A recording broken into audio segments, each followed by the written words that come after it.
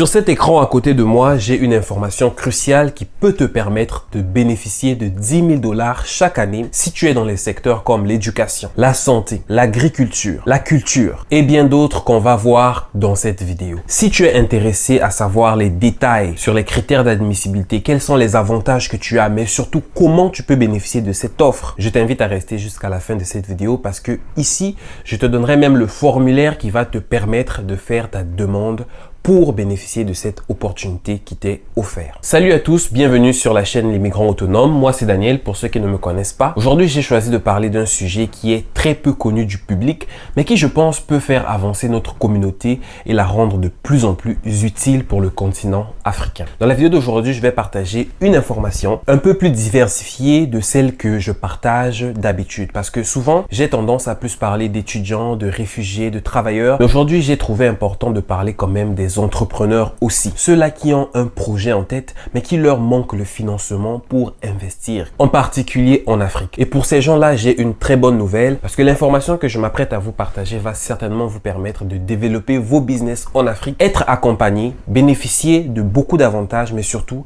d'un financement de 10 000 $ chaque année. Le jackpot, les amis. Donc, je vous demande d'être très attentif et si ce genre de thématique vous intéresse, n'hésitez pas à me le faire savoir dans les commentaires. Alors là, vous allez m'excuser, mais il faut vraiment que je prenne mon ordinateur pour vous dire exactement de quoi il s'agit et des critères d'admissibilité, n'est-ce pas? Donc, pour récapituler, si vous avez un projet dans les secteurs suivants: l'agriculture, la bioalimentaire, sécurité alimentaire, culture, éducation, formation professionnelle et enseignement supérieur, environnement, donc lutte contre les changements climatiques et énergie verte, ou encore santé, technologie de l'information et le numérique, vous pouvez bénéficier des avantages suivants. La première, mais pas la moindre, ça va être une subvention de 10 000 $ chaque année. Voilà ce qui est dit ici.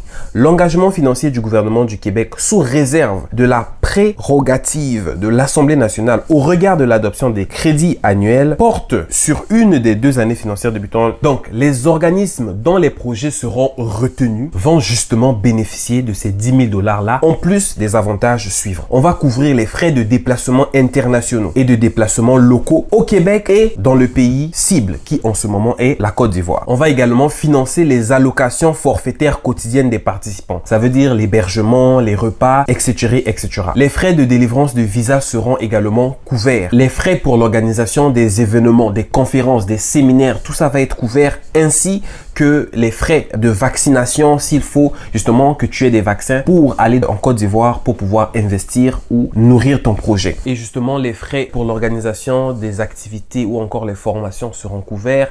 Les frais pour la publication ou encore la diffusion des résultats justement de ton produit ou de ton projet va être aussi couvert. Si tu veux organiser des séminaires, des formations ou encore des colloques, tout ça va être couvert en plus de te donner 10 000 $ chaque année. Pour que ton projet soit retenu, il doit passer les critères de sélection suivantes: pertinence au regard des objectifs de la coopération et des secteurs cibles, caractère novateur et bien fondé, réalisme des objectifs poursuivis et des résultats attendus en fonction du plan de travail, de l'échéancier et du montage financier présenté. Il faut que la qualité, la rigueur, la diversité du montage financier, qualité du partenariat envisagé et contribution à la création, à la consolidation des réseaux, le potentiel de retombées concrètes du projet pour le Québec et pour le pays cible dans les secteurs ciblés. Il faut avoir la prise en considération des orientations de la politique internationale du Québec, des principes québécois de développement durable et des projets dans le secteur de la culture, des principes de convention de l'UNESCO sur la protection et la promotion de la diversité des expressions culturelles. C'est là que ça devient un peu compliqué parce que l'affaire des Woubi là, apparemment, ça va peut-être choquer les gens. Mais on n'en s'avance pas trop là-dessus parce que vous n'êtes pas obligé de faire des choses que vous n'en avez pas besoin. Donc, en fait, le processus d'évaluation des projets est coordonné par le ministère des Relations internationales et de la francophonie en étroite collaboration justement avec les ministères sectoriels québécois concernés. Donc, les secteurs dont j'ai cité. Et donc, les renseignements qui vont être soumis dans le cadre du présent appel à projet pourraient donc être communiqués à ces ministres. Le ministre des Relations internationales de la francophonie conserve cependant la responsabilité de la sélection définitivement des projets et de la détermination des sommes qui leur seront accordées. Donc, quand j'ai dit 10 000 $ là, c'est moi qui ai dit. Mais, en fin de compte, c'est eux qui vont décider si ton projet mérite réellement 10 000 $. Pour présenter ta demande, il faut justement que tu transmettes les documents suivants par courriel.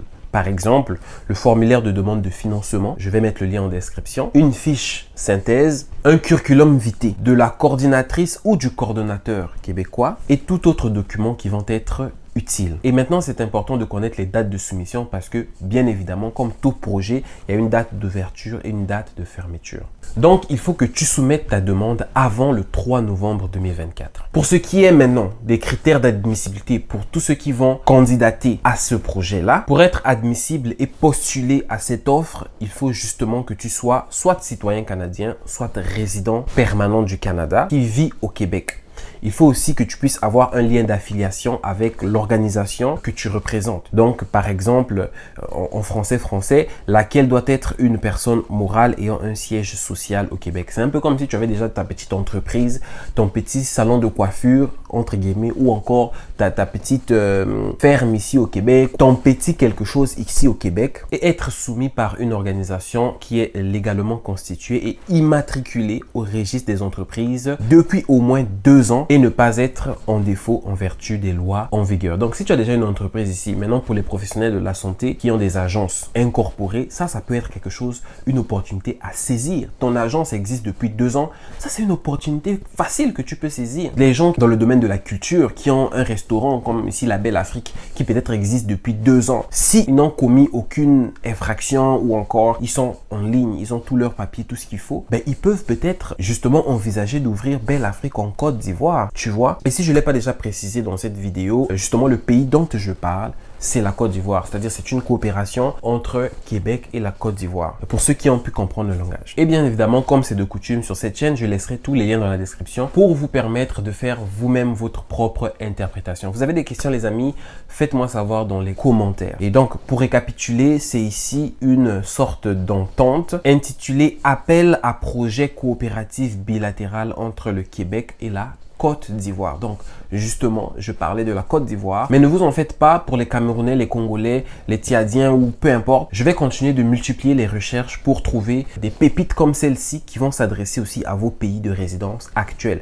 Mais les amis, Côte d'Ivoire, Congo, c'est pas très loin. Tu peux voyager aussi. Donc, encore une fois, c'était l'immigrant autonome, Daniel Goldfinger. Je vous dis à plus.